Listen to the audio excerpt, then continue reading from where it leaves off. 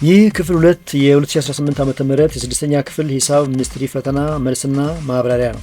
ይህ ጥያቄ የተዘጋጀው በአዲስ አበባ ከተማ አስተዳደር ትምህርት ቢሮ ነው። እናመሰግናለን። ጥያቄ ቁጥር 16 ከሚከተሉት ሙሉ ቁጥሮች ውስጥ ለሁለት ተካፋይ የሆነው የቱ ነው?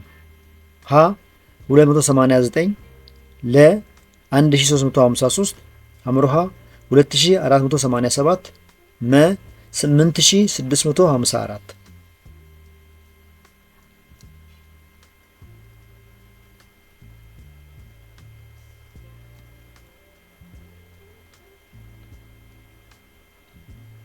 ከተዘረዘሩ ቁጥሮች መካከል ለሁለት ተካፋይ የሆነው 8654 ነው።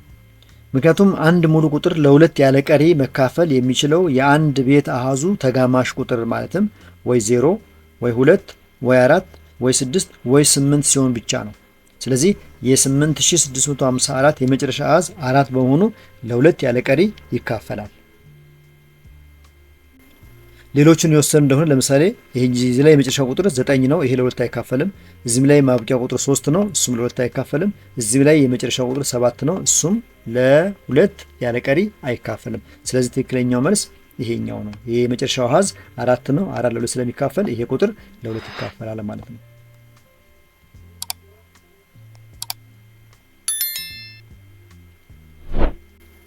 17ኛ ከሚከተሉት መካከል ስለ ብቸኛ ሙሉ ቁጥሮች ትክክል የሆነው የትኛው ነው? ሀ ሁሉም ብቸኛ ሙሉ ቁጥሮች ኢ ተጋማሽ ናቸው። ለ ሁሉም ኢ ተጋማሽ መቁጠሪያ ቁጥሮች ብቸኛ ናቸው። ሐመርሃ አንድ ብቸኛ ሙሉ ቁጥር ነው። መ ሁለት ትንሹ ብቸኛ ሙሉ ቁጥር ነው።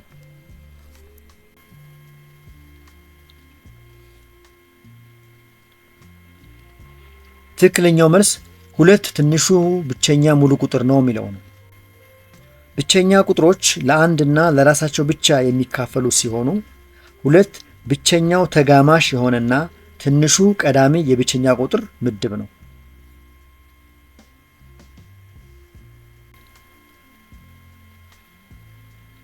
ጥያቄ ቁጥር 18 ሁለት ቡድኖች በተመሳሳይ ሜዳ ልምምዳቸውን ያደርጋሉ። ቡድን ኤ በየ4 ቀኑ እና ቡድን ቢ በየ3 ቀኑ ይለማመዳሉ። ዛሬ ሁለቱም ቢለማመዱ ከስንት ቀናት በኋላ በድጋሚ አብረው ይለማመዳሉ? ሀ 16 ቀናት፣ ለ 12 ቀናት፣ ሐመሮሃ 9 ቀናት፣ መ 18 ቀናት።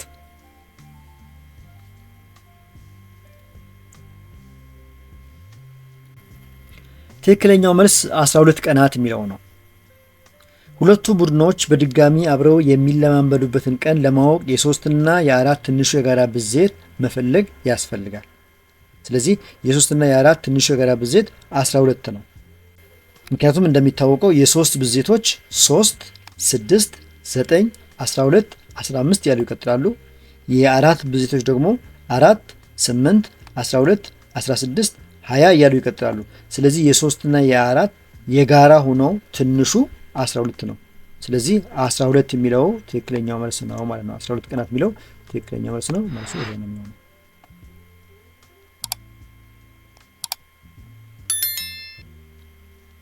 እንቀጥል። ጥያቄ ቁጥር 19 የ59 354ኛ ዝቅተኛ ሂሳባዊ ቃል የትኛው ነው? ሀ 1/6ኛ፣ ለ 2/3ኛ፣ ሐመርሃ 9/14ኛ፣ መ 7/4ኛ።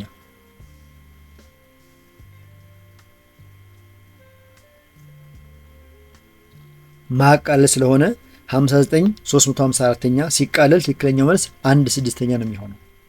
ምክንያቱም ክፍልፋዩን ለአልና ታቱን በ59 ማካፈል ነው። በ59 ስናካፍል የላይኛውንም በ59 የታችኛውንም በ59 ስናካፍል 59 በ59 1 ይመጣል። ይሄኛው 59 ሲካፈል 59 1 ነው። 354 ሲካፈል ደግሞ ለ59 6 ይመጣል። ይሄ ሲቃለል አካፍላችሁ ቼክ ማለት ይችላልችሁ 6 ይሆናል። ስለዚህ መልሱ 1/6ኛ ነው ማለት ነው። ትክክለኛው መልስ ይሄኛው ነው።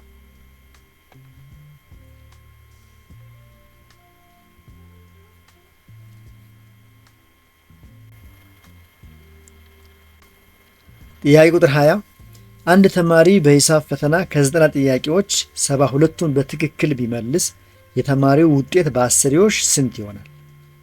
ሀ 0.90 ለ 0.75 ሐመርሃ 0.70 መ 0.80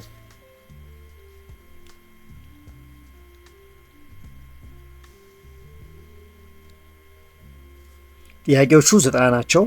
ከነዛ መሃል 72ቱን በትክክል ቢመልስ የመለሰው ጥያቄ በአስርዮሽ ስንት ይሆናል ለሚለው። ስለዚህ ተረጋግታችሁ ሲሰሩ የዚህ ጥያቄ ትክክለኛው መልስ 0.80 የሚለው ነው። ምክንያቱም ውጤቱን በክፍልፋይ መልክ ስንጽፈው የተመለሱ ጥያቄዎች 72 አለ እዚህ ጋር የተመለሱ ጥያቄ። ስለዚህ የተመለሰ ጥያቄ ሲካፈል ለአጠቃላይ ጥያቄ ነው የሚሆነው። የተመለሰው 72 ነው፣ አጠቃላይ ጥያቄው 90 ነው። ስለዚህ 72 ሲካፈል 90 ወይም 72 ዘጠናኛ ይሆናል ማለት ነው። በ9 ይህን ደግሞ ስናቃልል ይሄኛውን በ9 ስናቃልል 10 ይመጣል። ይሄኛውን በ9 ስናቃልል ደግሞ 8 ይመጣል። ስለዚህ 8 አስረኛ ሆነ ማለት ነው። 8 አስረኛን ደግሞ ወደ አስርዮሽ ስንቀይር 0.8 ይመጣል ማለት ነው። ስለዚህ ትክክለኛው መልስ 0.8 ወይም 0.80 የሚለው ትክክለኛው መልስ ነው ማለት ነው።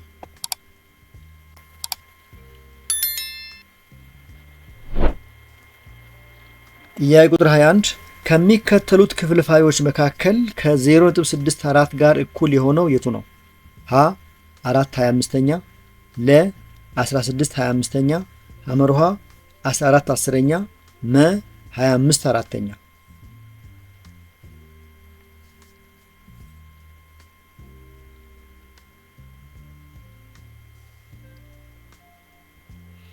የዚህ ጥያቄ ትክክለኛው መልስ 16/25ኛ የሚለው ነው። 0.64 ይሄኛው ወይም የተሰጠን እዚህ ጋር ጥያቄው ላይ የተሰጠን 0.64 ነው። 0.64 ወደ ክፍልፋይ ሲቀየር ይሄኛው ከነጥብ በኋላ ከአስርዮሽ ቤት በኋላ ሁለት አሃዞች ስላሉ ለባለ ሁለት ዜሮ ቁጥር ነው የሚካፈለው። ባለ ሁለት ዜሮ ማለት 100 ማለት ነው። ስለዚህ 64 መቶኛ ይሆናል ይሄኛው።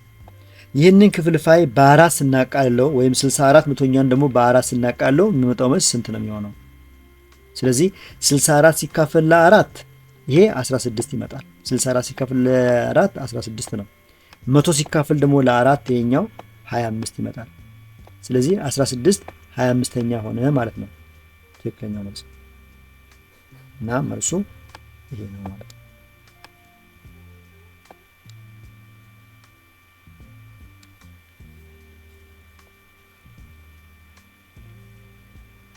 ሀያ ሁለተኛ ጥያቄ አቤል እርሳስ በ13 ብር ከ50 እና ማስታወሻ ደብተር በ20 ብር ከ25 ቢገዛ በአጠቃላይ ያወጣው ገንዘብ ምን ያህል ነው? ሀ 33 ከ25 ለ 35 ብር ከ50 ሐመርሃ 33 ብር ከ75 መ 34 ብር ከ75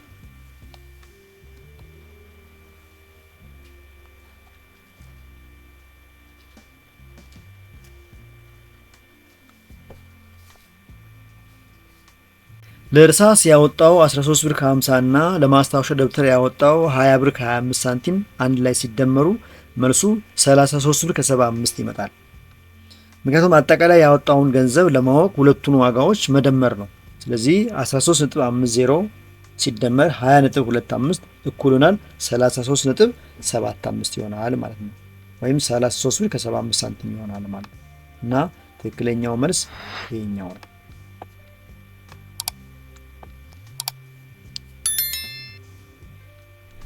ወደ ጥያቄ ቁጥር 23 ስንሄድ ከሚከተሉት አማራጮች ውስጥ የ21/16ኛ ሲካፈል 35/24ኛ ትክክለኛ ውጤት የትኛው ነው?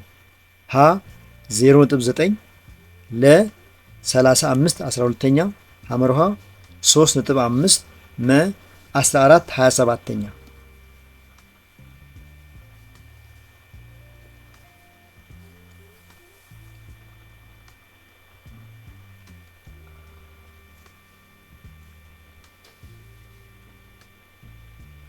ትክክለኛው መልስ 0.9 ነው። ምክንያቱም ክፍልፋዮችን ለማካፈል የሁለተኛውን ግልባጭ አድርገን እናባዛለን። ምን ማለት ነው? ይሄ ሀሳብ ማለት ደግሞ ለምሳሌ እዚህ ጋር 21/16ኛ ሲካፈል ለ35 24ኛ የሚለው ሲካፈል ስለሆነ ይሄኛውን ደግሞ በማባዛት ስንተካው ወይም ወደ ማባዛት ስንቀይር እዚህ ጋር የነበረው ቁጥር በግልባጩ ይባዛል። 35 24ኛ የነበረው 24 35ኛ ይሆናል። ይሄ ነው ህጉ። 24 35ኛ 35 24ኛ የነበረው ማካፈል ነው ወደ ማባዛት ስንቀይር በግልባጩ ይባዛና 21 16ኛ ሲባዛ 24 35ኛ ይሆናል ማለት ነው። ስለዚህ ይሄኛውን ቁጥር ነው አሁን የምናቃልለው። ይሄን ስናቃልል እንደሚሆነው እያንዳንዱን እናባዛለን። ይሄኛውን ለምሳሌ ይሄ በ7 3 ይመጣል። ይሄኛውን ደግሞ በ7 5 ይሆናል። ምክንያቱም 5 ጊዜ 7 35 ስለሆነ። በተመሳሳይ ሌላውንም እንደዚሁ ለምሳሌ ይሄኛውን በ4 ይሄ 4 ይሆናል። ይሄኛውን በ4 ይሄ 6 ይመጣል። አሁንም ይቃላል። ይሄኛውን በ2 2 ይመጣል። ይሄኛውን በ2 3 ይመጣል። ስለዚህ ማባዛት ነው። 3 ሲባዛ 3 9፣ 2 ሲባዛ 5 10። ስለዚህ 9 10ኛ ይመጣል ማለት ነው። ይሄን አካፍላችሁ ቼክ ማለት ትችላላችሁ። 9 10ኛ። ይሄ 9 10ኛ ጥያቄው እንደሚለው ትክክለኛው ውጤት ከነዚህ ማለት የትኛው ነው? 9 10ኛ የሚል መልስ ቢኖር እሱን ነው ነበረ። ነገር ግን 9 ያሉት ክፍልፋዮች 9 10ኛ የለባቸውም። ስለዚህ አስርዮሾች ውስጥ ሊሆን ስለሚችል መልሱ ይሄን ቁጥር ወደ አስርዮሽ እንቀይራለን። 9 10ኛ ማለት ደግሞ ወደ አስርዮሽ ሲቀየር 0.9 ይመጣል ማለት ነው። ስለዚህ 0.9 የሚለው መልስ ይሄኛው ነው። ትክክለኛው መልስ አለታው ኋላ ያለው 0.9 የሚለው ነው ማለት ነው።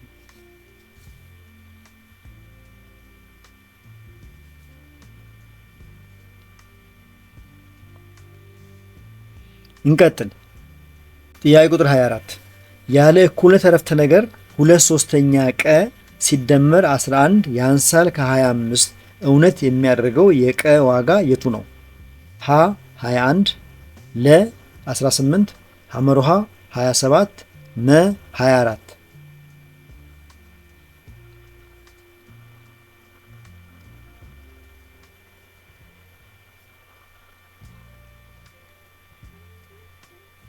ያለ እኩልነት ዓረፍተ ነገር 2/3 ቀ ሲደመር 11 ያንሳል ከ25 እውነት የሚያደርገው የቀ ዋጋ ከተሰጡት ምርጫዎች መካከል 18 ነው። ምክንያቱም ያለ እኩልነቱን ስናሰላው እንዴት ነው የሚሆነው? እንግዲህ ይሄ የተሰጠን ነገር ይሄኛው ነው። 2/3 ቀ ሲደመር 11 ያንሳል ከ25 ነው የሚለው። ስለዚህ ይህን ስናሰላ መጀመሪያ ይሄኛውን ቁጥር ሲደመር 11ን ወደዚህ እናሻግረዋለን። እዚህ መደመር የነበረው እዚህ ሲመጣ ሲቀነስ 11 ይሆናል ማለት ነው። ሲቀነስ 11 ይሆናል። ስለዚህ 2/3 ቀ ያንሳል 25 ሲቀነስ 11። በዚህ መሰረት ይሄኛው ምን ይመጣል? 2/3 ቀ ያንሳል ከ14። ምክንያቱም 25 ሲቀነስ 11 14 ይመጣል። ይሄው እዚህ ጋር አሁን ማንን እንፈልጋለን? ቀን ለማስቀረት 2/3 ማስወገድ ነው። 2/3 ደግሞ ለማስወገድ ይሄኛውን ሲባዛ በ3 ሁለተኛ እናደርጋለን። በዚህ በኩል ያለውን በ3 ሁለተኛ ምክንያቱም ለማጣፋት እንዲመቸን ነው። ይሄኛውን ደግሞ እንደዚሁ በ3 ሁለተኛ እናባዛዋለን ማለት ነው። እኩል በተመሳሳይ ቁጥሮች ለማባዛት ይሄን በ3 ሁለተኛ። አሁን ይሄኛው በዚህኛው ጠፋ። ማን ይቀራል? ቀ። ስለዚህ ቀ ከቀረ የቀ ዋጋ ለማስላት ቀ ያንሳል ከ14 ሲባዛ 3 ሁለተኛ። ይህን ስናስራው ደግሞ የሚጣፋ ቁጥር ስለሆነ በ2 1 ይሄኛው በ2 7 ይመጣል። ቀ ያንሳል 7 ሲባዛ 3 ስንት ነው? 21። ስለዚህ ትክክለኛው መልስ ቀ ያንሳል ከ21 የሚለው ዋጋ ነው። ቀ ያንሳል ከ21 ማለት ደግሞ ከ21 የሚያንሱ ቁጥሮች ከምርጫ ውስጥ እንፈልጋለን። ይሄ 21 ነው፣ አይሆንም። ይሄ ከ21 የሚያንስ ቁጥር ነው። ሐመር ኋላ ያለው ይሄም 27 ነው። ይሄም ከ21 ስለማያንስ አይሆንም። 24ም ከ21 አያንስም፣ ይሄም አይሆንም። ስለዚህ ከ21 የሚያንሰው ከተሰጡ አማራጮች መካከል 18 ነው ማለት ነው። ስለዚህ ትክክለኛው መልስ 18 ነው።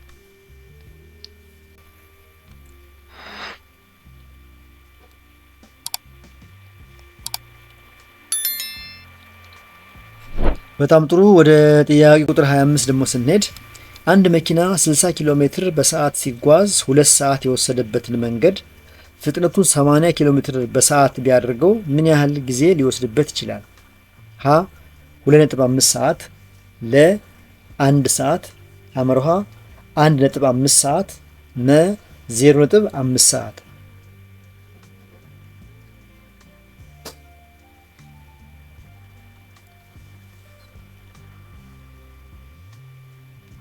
ረጋ ብላችሁ አስተውላችሁ ስታሰሉ የዚህ ጥያቄ ትክክለኛው መልስ 1.5 ሰዓት የሚለው ነው። የመንገዱ ጠቅላላ ርቀት እኩል ይሆናል ፍጥነት ሲባዛ ጊዜ ነው ቀመሩ። ስለዚህ ጠቅላላ ርቀቱ ስናሰላ ቀመሩ ጠቅላላ ርቀት እኩል ይሆናል ፍጥነት ሲባዛ ጊዜ ነው። ይሄ ነው። ስለዚህ 60 ሲባዛ 2 እኩል ይሆናል 120 ኪሎ ሜትር ነው። ስለዚህ 120 ኪሎ ሜትር ጠቅላላ ርቀቱ ነው። አዲሱ ጊዜ ደግሞ ርቀት ሲካፈል ለአዲስ ፍጥነት ነው። ርቀቱ እዚህ ጋር የተሰላው 120 ነው። ስለዚህ 120 ሲካፈል አዲሱ ፍጥነት ደግሞ በ80 ኪሎ ሜትር ፍጥነቱን 80 ኪሎ ሜትር በሰዓት ቢያደርገው ስለሚል አዲሱ ይሄ ነው። ይሄኛው አሮጌው ነው 60ው።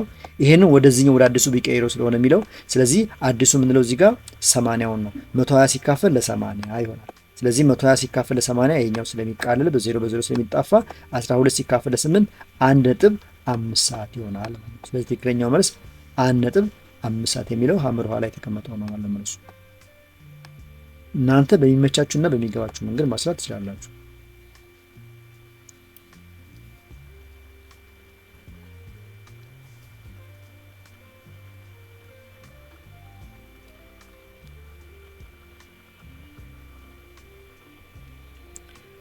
ወደ ጥያቄ ቁጥር 26 ስንሄድ ከዚህ በታች ከተዘረዘሩት አማራጮች መካከል ቀጤያማ የሆኑ ጥንድ አንግሎችን የያዘው የትኛው ነው?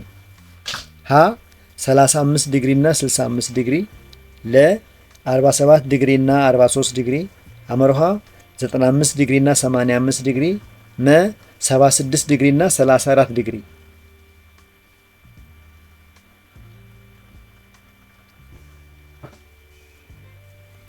ቀጤያማ የሆኑ ጥንድ አንግሎችን የያዘው ከነዚህ መካከል የትኛው ነው? 47 ዲግሪ እና 43 ዲግሪ ነው። ምክንያቱም ቀጤያማ አንግሎች የሚባሉት የሁለቱ አንግሎች ድምር ልክ 90 ዲግሪ ሲሆን ነው። ስለዚህ 47 ሲደመር 43 ድምሩ 90 ዲግሪ ይመጣል። ሌሎቹ ግን እንደዛ አይመጡም። ለምሳሌ ሀሌታ ኋላ ያለውን ብንወስድ 35 እና 65 መቶ ይመጣል። መልስ አይሆንም። ይሄኛው ትክክል አይደለም፣ ቀጤያማ አይደለም። ሐመር ውሃ ላይ ያለው 95 ሲደመር 85 ይሄ 180 ይመጣል። ስለዚህ ይሄኛውም ትክክለኛ አይደለም። መላ ያለው 76 ሲደመር 34 ይሄኛውም 110 ይመጣል። ይሄኛውም ትክክል አይደለም። ስለዚህ ትክክለኛው መልስ ቀጤያማ አንግል ማለት 90 ዲግሪ እንዲመጣ የሚያስፈልገው ስለሆነ 47 ሲደመር 43 ይሄኛው 90 ዲግሪ ይመጣል። ስለዚህ ትክክለኛው መልስ ይሄ ነው ማለት ነው።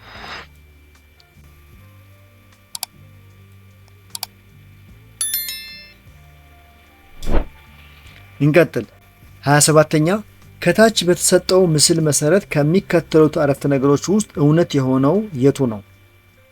ሀ አንግል 1 እና አንግል 8 ልክክ ናቸው። ለ አንግል 3 እና አንግል 6 ልክክ ናቸው። ሐመርሃ አንግል 4 እና አንግል 5 ዝርግ አሟይ ናቸው። መ አንግል 2 እና አንግል 6 ዝርግ አሟይ ናቸው።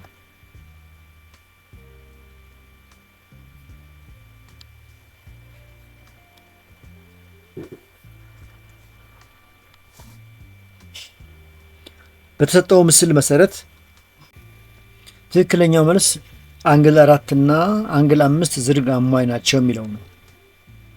በምስሉ ላይ ሁለቱ መስመሮች ትይዩ ስለሆኑ አንግል 4 እና አንግል 5 ዝርግ አሟይ አንግሎች ናቸው። ዝርግ አሟይ አንግሎች ማለት የሁለት አንግሎች ድምር 180 ዲግሪ ሲሆን ነው።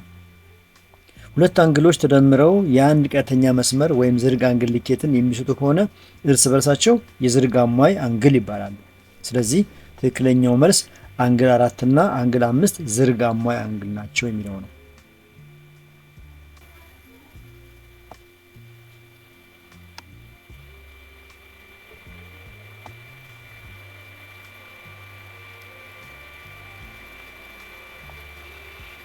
ወደ ጥያቄ ቁጥር 28 ስንሄድ በክብ ውስጥ የሚገኝና ከእያንዳንዱ የክብ ነጥብ እኩል ርቀት ላይ የሚገኝ አንድ ነጥብ ምን ተብሎ ይጠራል?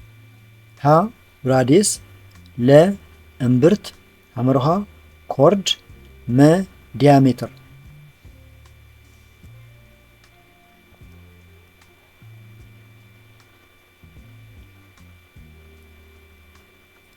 ትክክለኛው መልስ እምብርት የሚለው ነው። በክብ መሃል ላይ የሚገኘውና ወደ ክብ ጠርዝ ላሉ ማናቸውም ነጥቦች እኩል ርቀት ላይ ያለው ነጥብ የክቡ እምብርት ወይም ማዕከል ተብሎ ይጠራል።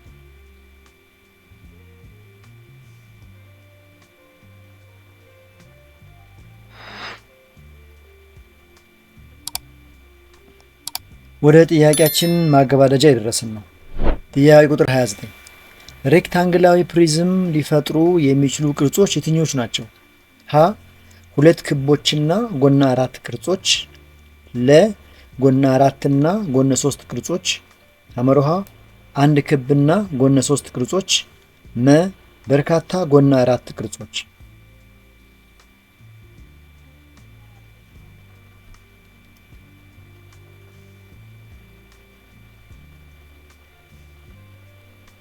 መልሱ በርካታ ጎነ አራት ቅርጾች ነው።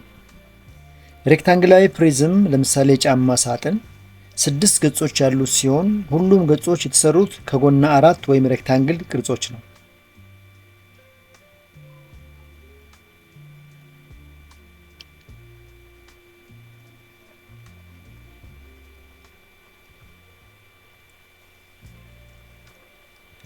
የ2018 ዓመተ ምህረት የአዲስ አበባ ከተማ የ6ኛ ክፍል ሚኒስትሪ ፈተና የሂሳብ ትምህርት የመጨረሻው ጥያቄ ቁጥር 30 እንደሚከተለው ይቀርባል። ከዚህ በታች ለቀረበው የ10 ተማሪዎች ዕድሜ ማለትም በዓመት መረጃ የሞድ ዋጋው ስንት ይሆናል? መረጃዎቹ 13፣ 12፣ 11፣ 12፣ 10፣ 12፣ 13፣ 11፣ 14 እና 10 ናቸው። ስለዚህ የዚህ መረጃ የሞድ ዋጋው ሀ 12፣ ለ 11፣ ሐመሮሃ 13፣ መ 10።